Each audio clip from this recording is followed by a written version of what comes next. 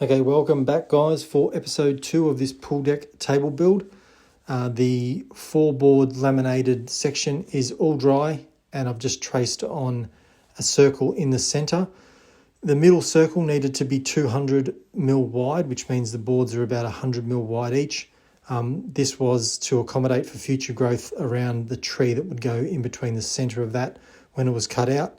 And then the external circle would go the full width of the 4 boards, and then it would be cut along the glue lines so that it would all become seamless in one piece when it was all put together in the end. So now you'll see I've cut out one of them, and I'll use this as a template for the next one so that I can just trace it on, which meant that all 3 sections would be exactly the same size in the end, because the trees are pretty much exactly the same age at the moment.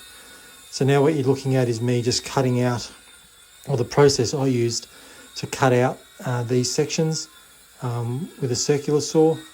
And yeah, it was just quite critical to get this as neat as I could. So effectively what I'm doing is I'm just cutting across the glue line to the start of the circle, from one end of the board to the start of the circle.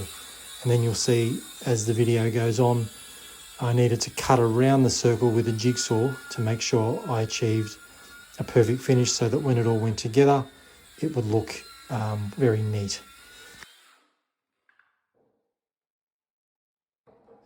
I should actually correct myself. Earlier I said cut across the glue line.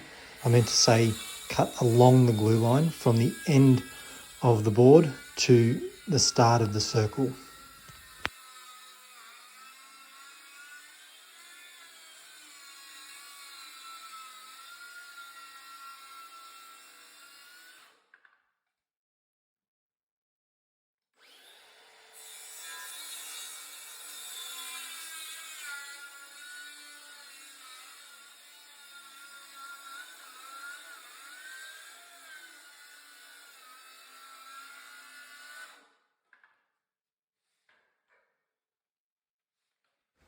So following those cuts, the next step was to drill a pilot hole in the centre circle, the 200mm centre circle, to give myself a point in which to start the jigsaw from to cut out the centre section, which would be the hollow point that the trees would come up in between.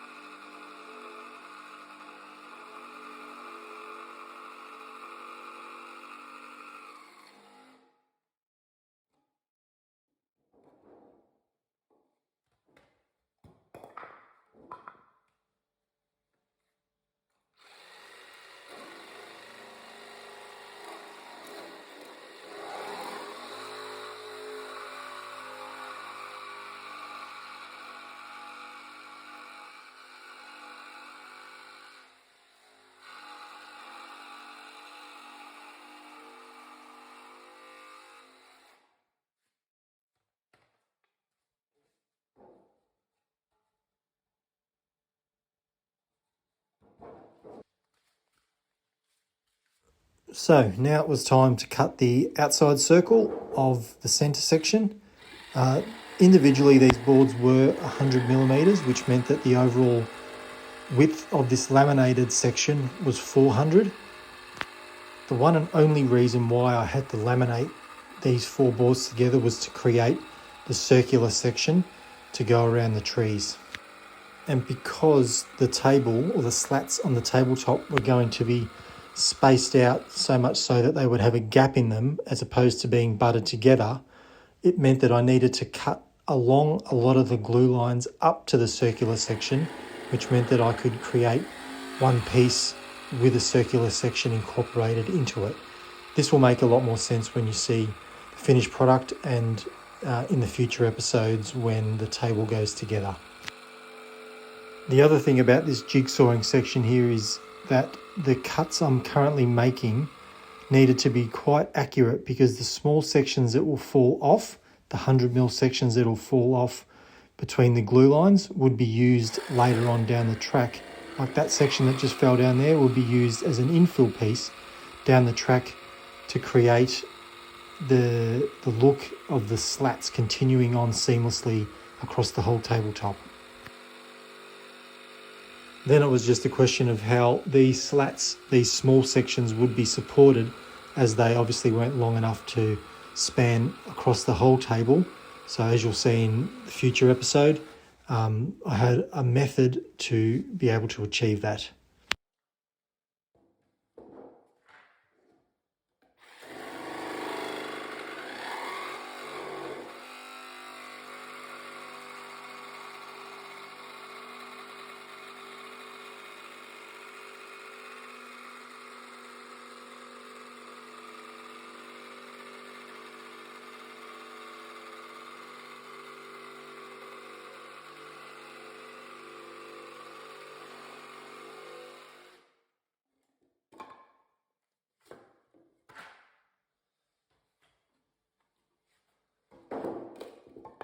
So those sections are all cut off and done, and as you can see, I'm pretty chuffed with the result there. So now I'm just going to clean all these cuts up and all these edges and make sure that it's all nice and round and smooth. So what I'll do is just take a chisel, sander, and then the router to look after those sort of little items. And then after that, this section that I'm working on now, I'll just cut that right down the centre along the glue line, which would then create, as you probably can work out, the 2 sections that would fit around each tree.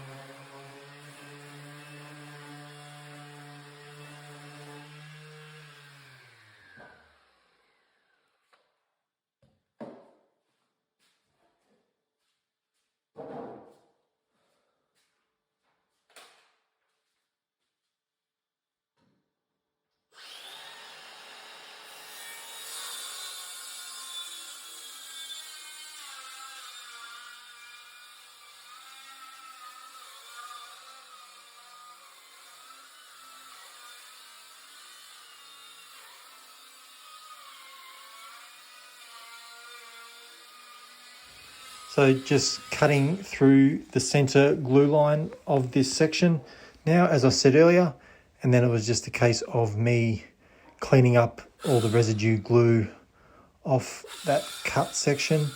And once that was done, I could pretty much move outside then and start to place these on the table. And then, as you'll see in the next episode, it will start to take shape. So thanks for watching, guys, and do stay tuned for episode 3.